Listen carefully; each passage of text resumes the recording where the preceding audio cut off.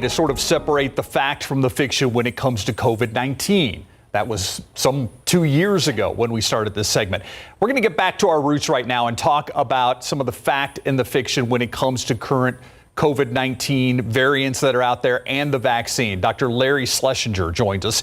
He is the president and CEO of Texas Biomedical Research Institute. Doctor, it's always a pleasure to have you on. I want to talk about a Johns Hopkins report that was released yesterday that COVID is still the third leading cause of death in the United States. More than 1 million people have died from COVID since it hit the country. Are we being too nonchalant when it comes to this and some of the variants that we're seeing? Should we mask up? What are some of the steps we should be taking when it comes to COVID? Well, it's a great question. Great to be with you. Absolutely, COVID-19 continues to be a very serious infection. We constantly talk about in and out of a pandemic or a tripledemic. The truth is we have a serious respiratory viral infection traveling the country still. It's estimated there are about 400 or 500 deaths due to COVID-19 each day. If you annualize that, that's actually a rate of death higher than even a serious flu epidemic. So we still have a serious problem related to COVID-19, and I think we need to be careful. We need to use our judgment, and if we're in a high congregate setting with a high likelihood of exposure, we better be careful, particularly if our immune systems are not normal. So I think it's something we need to take care of. And one of the aspects of this is the newest vaccine, the bivalent vaccine, which is the one that has been found to be the best protection against some of these new variants. And the uptake of that vaccine is only about 15 or 20%. So we are not doing a good job of vaxing up. And these vaccines have been incredibly important in our fight against COVID-19. I can talk more about that. Let's talk about some of the myths, the misconceptions that currently exist. We're nearly 3 years into living with COVID-19, and a recent survey from Rasmussen Reports said that nearly half of Americans believe that COVID vaccines have probably caused a significant number of unexplained deaths. Is there any evidence to back that up? There is no evidence to back that up, and I have to say we continue to have misinformation regarding this vaccine, including some recent deaths that have occurred, our football player story. There's no evidence that this was caused by COVID-19. Look, here are the facts. The data are out now. 1.1 million people in the United States have died from COVID. The vaccine is estimated to have prevented over 3 million deaths due to COVID-19. The vaccines prevented nearly 20 million hospitalizations and over $1 trillion of cost to the U.S. economy. Worldwide, the estimates are about the vaccines have protected about 20 million people. And guess what? That's what vaccines do. Historically, vaccines against a number of infections has saved hundreds of millions of lives. So these vaccines work. They don't completely prevent infection. We know that already, but we're talking about serious, life-threatening infection, particularly in vulnerable people. The vaccines are performing well, but we must increase that bivalent vaccine. I know Texas Biomed played a key role in the Pfizer vaccine, and you're working on something now called, and I want to make sure I get this right, a live attenuated approach to vaccine. Right. What does that mean? Right. So right now we have the mRNA vaccines, and they're very powerful, but there's still some question about their so-called durability. They seem to last only a period of perhaps 4 at most 6 months. And so everyone's asking the question, what does this mean, Dr. Schlesinger? Do we need to take vaccines 4 times a year? So going forward, we need more durable vaccines that perhaps last a year, just like the influenza vaccine. And we need vaccines that stimulate our immune system to protect it against more of these variants, so broader protection. One of the time-honored approaches for achieving durability and broad protection are so-called live attenuate vaccines. The smallpox vaccine, chickenpox, yellow fever, these are established vaccine strategies. And at Texas Biomed, scientists are producing, using new technology, a form of live attenuated vaccine that's performing very well in the so-called preclinical arena. We're excited about this technology. It's one of a few that are out there now in terms of increasing that duration and that protection. So what we need now is to continue to fuel the research engine going forward so that we can bring these newer technologies that will be more powerful and protect humans. And I'm afraid we're at the beginning of this fatigue where people are talking about it less. And guess what? The money starts getting tighter and we can't move these new technologies forward. I think that's our challenge going forward. But I'm excited about this new technology, and there's new therapies also in the pipeline that Texas Biomed is working on. We talked a lot about a live attenuated vaccine right here on Monday in a KSAT Explains with the help of some of your researchers. So that was really helpful to distinguish the differences. Before we let you go, I want to ask about the variants that we see that they keep on coming when it comes to COVID-19. There's been another misconception that more boosters mean more variants. Explain why we continue to see different variations of this virus. Yeah, does one cause another? Right. So look, vaccines and therapies can put some pressure on the virus that can ultimately help evolve the virus. However, the vast majority of these variants are being caused by the fact that the virus is circulating, whether you're vaccinated or not, enough, and this virus will continue to mutate.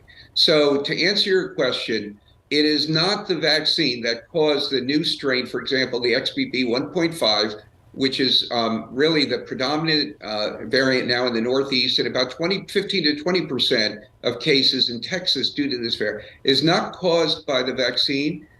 These variants are because the virus continues to circulate in the population, and what do viruses do? They evolve in you and me.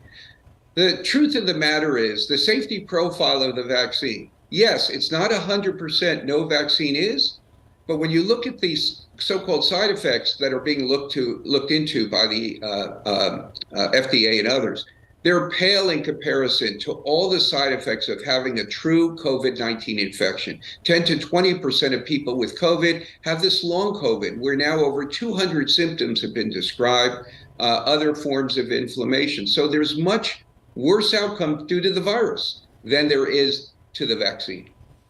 Dr. Larry Schlesinger, yeah, I agree that we need to keep talking about the seriousness of COVID. We also need to keep talking about the fact that we need new technology and new viruses to fight not only COVID, but what else may be coming down the pipe. Mm-hmm.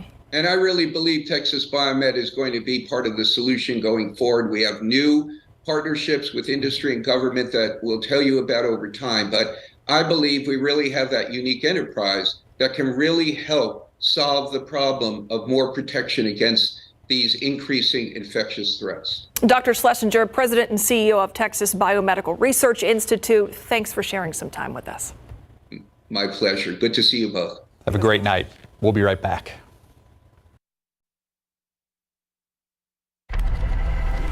New at 6, it's a discovery that could tell us more about an animal that roamed this area centuries ago. A team from Natural Bridge Caverns went below the Earth's surface to excavate the remains of wildcats. They invited us along. RJ Marquez and photojournalist Sal Salazar take us deep into the caves to see what's under the surface. Let's head on back. We got a quarter-mile walk. Keep a little bit of distance between yourself, especially on heavy slopes. It's not your everyday stroll in the park. We tagged along with a team of researchers climbing and crawling through underground caves to find wildcat fossils that may have been there for centuries. Right there is the track, and the cat is going that direction. It's a great find because this is the furthest south that we found a cat track in Natural Bridge Caverns. These wildcat tracks were recently found in muddy passageways called Discovery Crawl. It's almost hard to believe that they could make it this far back in absolute total darkness and avoid thousands of pitfalls. So we've just made it through what's called the birth canal here at the Natural Bridge Caverns. You could see we're full of mud, but it has been a very interesting experience. So right now we are taking a look at two separate wildcat tracks that were discovered here recently. We will continue to make our way through and see what these explorers are about to find. After more crawling and crouching through tight muddy spaces, we reach one of the deep pits that has the bones of at least one cat. We're going to collect what's there, And over the week, we're going to try to link those bones up with the tracks that we saw earlier and another skeleton. And now we reach Blayman's Bluff, and to my left is what's called the Inferno Room, and this is about a 70-foot drop where researchers are continuing to excavate skeletal remains. The bones are well preserved, and because they're in this cave that's been about the same temperature, about the same humidity for millennia. All right, we'll see you down there. See you guys down there. The crew rappels into the Inferno Room. This is where our adventure ends, but their work, This is a fibula. carefully pulling these fossils out and studying them, is just starting. Hopefully we'll be able to find out how old these fossilized bones are, and then it would be so amazing if there is actually collagen and we're able to extract DNA. If we can find it and extract it, will tell us a lot about the identity of these cats. Reporting from inside Natural Bridge Caverns, RJ Marquez, KSAT12 News. I'm always amazed about Natural Bridge Caverns that there's still unexplored areas of those caves. There's still so much beneath our feet. And cavemen, they had cats too, huh?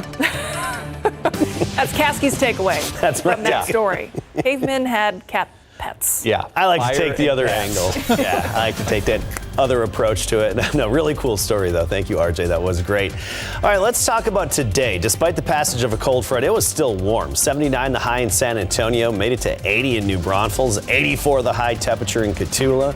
Right now, 73 in town, down to 61 in Rock Springs, and 70 degrees currently in Kennedy. For the most part, we've got temperatures around 70, give or take. Bandera, 67 degrees and 75 on the south side at Stinson. This evening, temperatures falling off quickly, though. By 10 o'clock, 55 degrees, down to 50 at midnight, and tomorrow morning, right near 40. Not as much wind.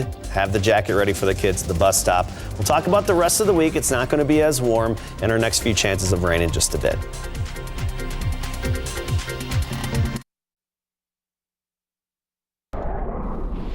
All right, it's been a warm week so far, but that's going to change. We got some cooler air coming this way. We do. Nothing frigid, no Arctic air headed our way. I was looking at the temperatures even up in Canada, and they're teens and even some 20s. So the Arctic air just isn't in North America right now. Contrary to our cold snap right before Christmas. That was a different story. So not as warm the rest of the week, though we do have a few more cold fronts to talk about. They will be impacting our temperatures, just dropping them a little closer to average, and even a few rain chances with those cold fronts. Speaking of rain, we had a little bit earlier today. Take a look at our radar technology here, and you see every blue color. That indicates some of the light rainfall accumulation, and that was mainly eastward in Gonzales County, where they had up to a quarter to a third of an inch. But most of us, we're dry. Decent moisture with this system, though. It's just not over our neck of the woods. Blue indicating the snow, and even heavy snow currently. As you get up into Nebraska, moving into South Dakota, that's moving off to the northeast, moving away from us, and the heavy rainfall, even severe storms, all moving away from us, moving eastward. So we're in the dry portion of this, but at least our wind has pumped the brakes quite a bit. Dynamic low pressure system that's pushing eastward, taking all the moisture away from us. Here's the upper level picture. And as usual, the upper level low displaced a little bit behind it, almost to be vertically stacked right now.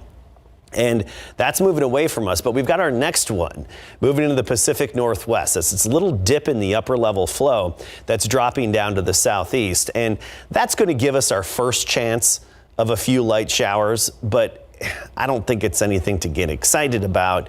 Just another one of those early Saturday mornings where we could have a few hit or miss showers from this system, but generally light and coverage limited. And that's just through the first part of the day, but by the afternoon it'll be sunny. Then a new one's likely to drop in, and that next one, early next week, does at least have the potential to bring us higher rain chances. Right now, the way it looks, I don't think it will, but there is at least the potential if things change a little bit, then we could boost the rain chances. 30% Saturday, Monday night into Tuesday, we've got it at 30%. Cross your fingers, because there's a little sliver of hope we could raise those chances a bit. Something to keep an eye on, and of course, we'll keep you updated. Check back in for those updates. This is nice to see after such a gusty day today. The wind down, calm in some locations. Gonzales, Pleasanton, even Kerrville, a calm wind. We're not seeing the gusts. We're not seeing the strong, steady wind. But you notice that direction out of the hill country? the mountain cedar count did jump today. It's over 1,000. It's still in the high category, likely to stay elevated tomorrow as well. Dew points down in the 20s to low 30s, so the dry air is in place, and it's going to stay here. So if you're susceptible to the dry skin or chapped lips this time of year when we get these cold fronts that bring us the dry air, get used to it. We don't have the return flow coming off the Gulf of Mexico anytime soon. Our dew points max will be in the 40s Saturday and then again Tuesday, but overall some pretty dry air remaining in place.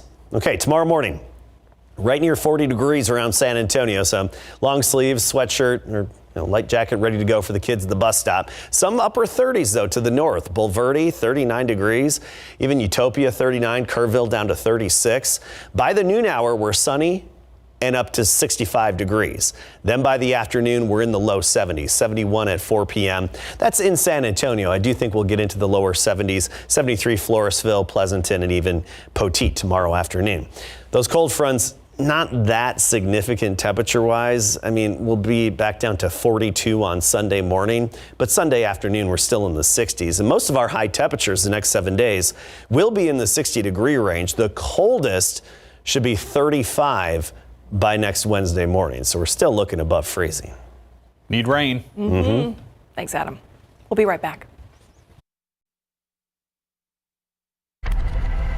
Well, there was a lot of buzz around the Kansas City Zoo's new baby rhino. Is it a boy? Is it a girl? The zoo had a gender reveal. That's the thing to do these days. Yeah. It's a girl. Sunday, the calf's father was given a ball to open that would reveal the baby's gender. Yeah. Daddy Rhino knocked the ball around until it revealed pink confetti. The father, mother, and new baby girl are eastern black rhinoceros, which is a critically endangered species. The zoo says only about 740 of them live in the wild. The zoo wants the public's help to name the baby rhino. You can go to the Kansas City Zoo's website for more information on how to vote. Yeah, stay tuned. Well, as busy as she seems to be, Dolly Parton is still cooking up some new projects. She is teaming up with Duncan Hines for some new baking mixes. They include 2 brownie flavors, caramel turtle and fabulously fudgy, and a buttermilk biscuit and a sweet cornbread mix. See, I was kind of hoping maybe it would be Betty Crocker, that it could be Dolly Crocker. Those will go along with the line of her cake mixes and frostings debuted by Duncan Hines last year. Parton says she's excited about the collaboration because baking is steeped in her southern roots. The new baking mixes will cost less than $4. You can find them on store shelves in the next few weeks if Myra doesn't buy them all. Buttermilk biscuits, sign me up. We'll be right back. Tomorrow, a little cool in the morning at 40 degrees, but by the afternoon, short sleeves, sunny, 71.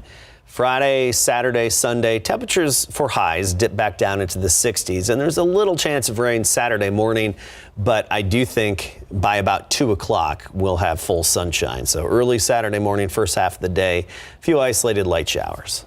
Thanks, Adam. Thank you for watching the news at 6. See you back here on the Night Beat.